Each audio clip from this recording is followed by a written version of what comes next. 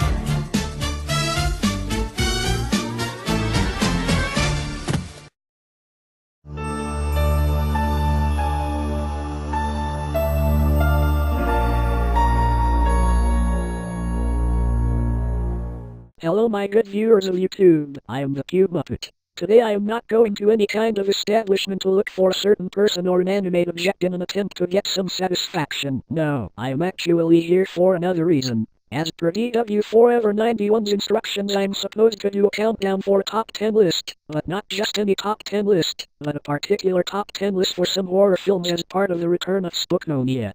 DW Forever 91 considered these particular films to be rather disappointing and or quote-unquote rotting piles of aborted fetuses.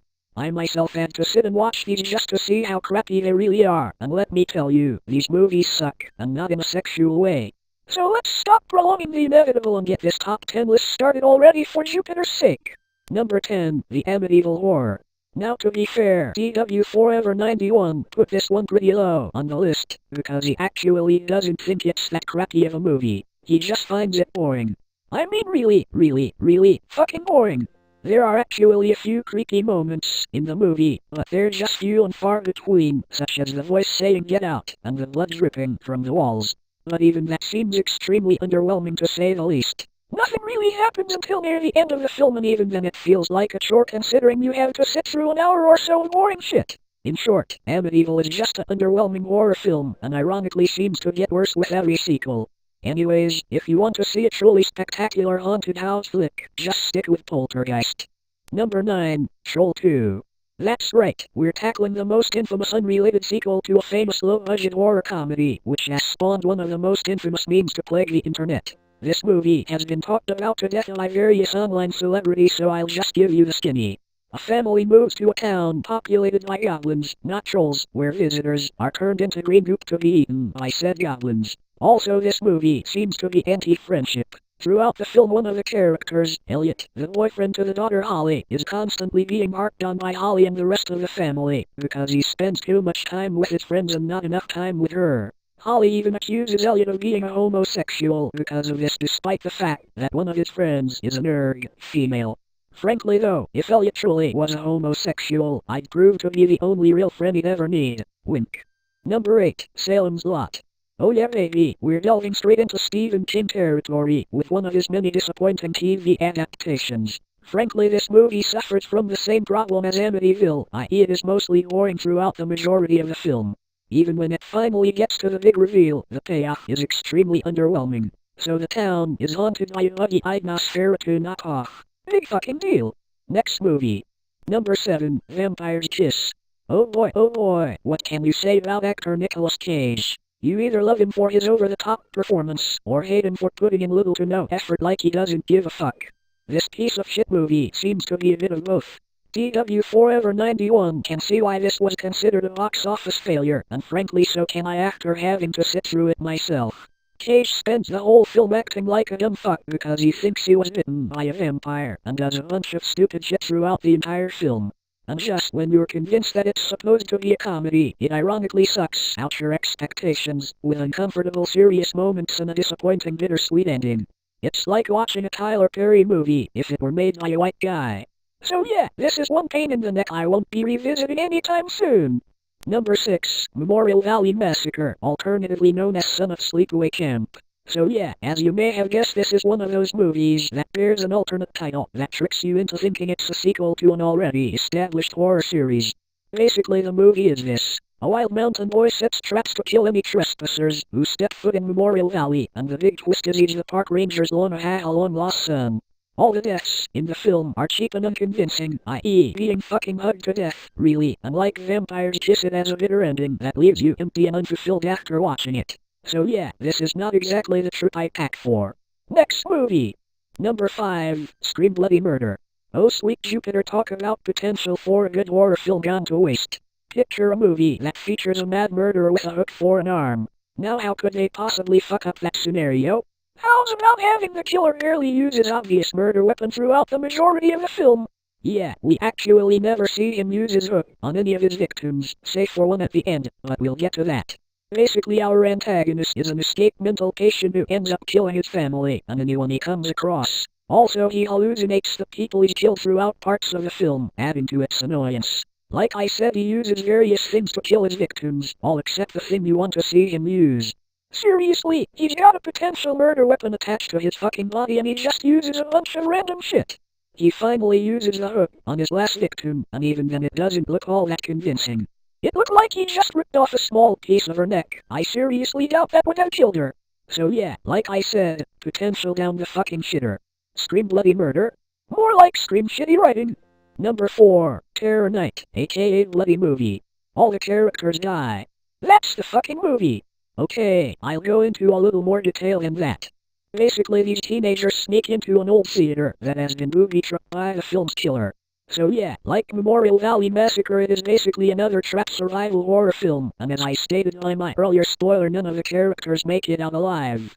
Even the last one to make it out of the theater ends up getting finished off by a weak twist ending.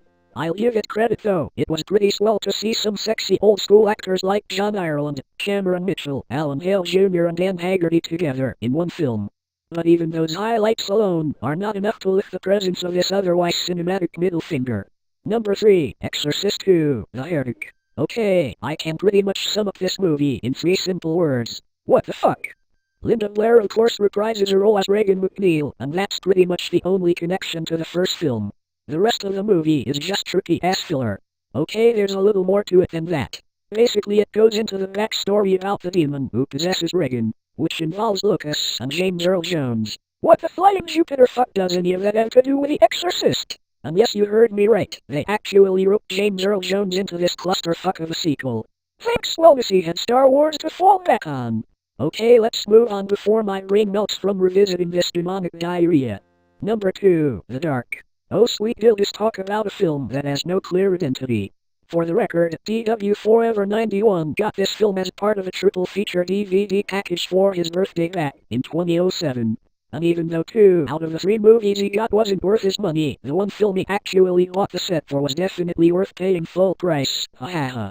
But now let's get to this reheated dog turd already. The film is about a monster that disintegrates its victims with eye lasers. Now you're probably asking yourselves, what's so weird about that, Pube?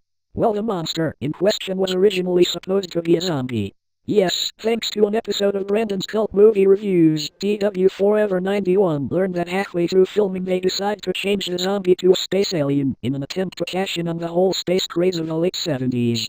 They do this by phoning in laser effects that make Windows Movie Maker look like Sony Vegas Pro. Genius! Okay, before we get to our number 1 pick, here are some honorable, or in this case dishonorable mentions.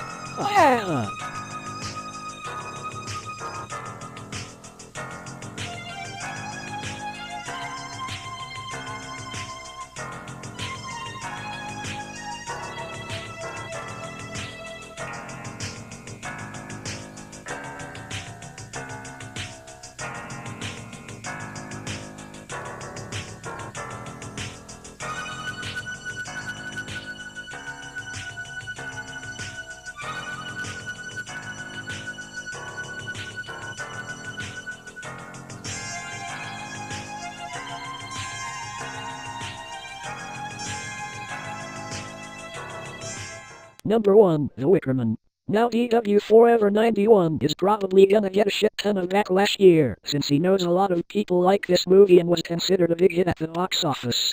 But I'm gonna have to side with him on this one. Like Citizen Kane, this film is highly overrated.